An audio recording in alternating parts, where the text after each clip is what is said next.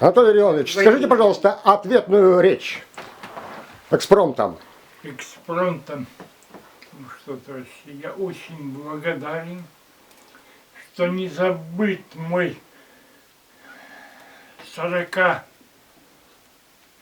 в общем, много лет в колледже. 42. И знаете, я счастлив, что был такой интересный коллектив.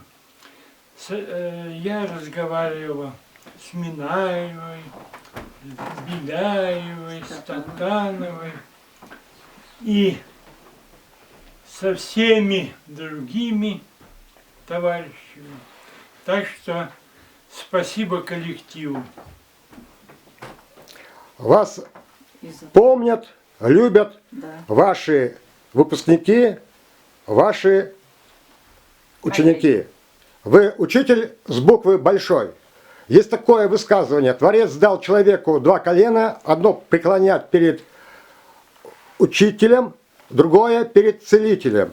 Вы являетесь и целителем, доктором, акушером. Через руки ваши прошло, я думаю, не 1 десяток тысяч рожениц, которые родили ваши ученики, акушеры, живут по всему свету, миру, и в то же время, значит, вы являетесь учителем с большой буквы. Еще раз желаю вам, дай Бог, здоровья, любить и быть любимым. Спасибо.